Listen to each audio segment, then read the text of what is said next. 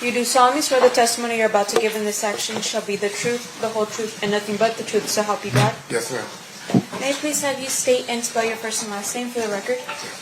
Reginald Lilburn Wright, Jr. Please rise for the jury.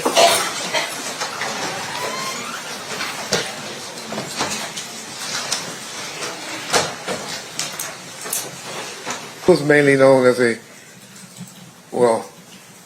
one point he was known as a crackhead, but then later on he was known as a drug dealer.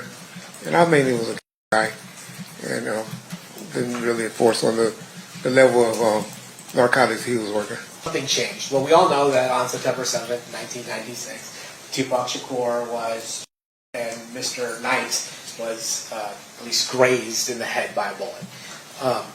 Did you find out about that? Yes, sir. How did you find out about that? Two gentlemen, Buntry, true name was Alton McDonald, and a gentleman by the name of Neckbone. Well, his true name is Roger Williams, and his moniker is Neckbone. They came inside the club and came straight to me. It was like Reggie Sugar and popped this guy down the street. I thought they were messing with me because they like, where Reggie at, because I wasn't there with him.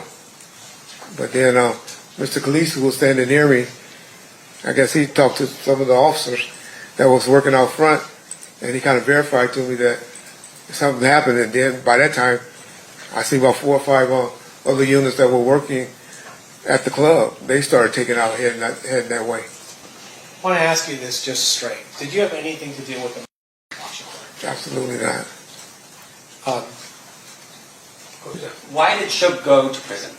He violated his probation. Right. So you knew, of course, that he was on probation, right? Before The whole time I was with him. You did. From 1994, yes. Yeah. And so you knew that the number one person from Death Row Records, the primary principal for you, potentially could go to prison if he got into a fight, for instance, right?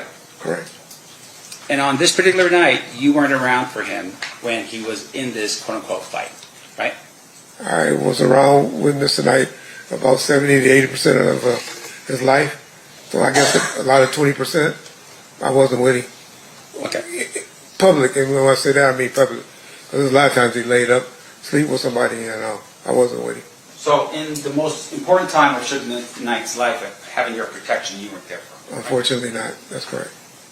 And then you became the general manager of Death Row Records. By his calling, not anyone else.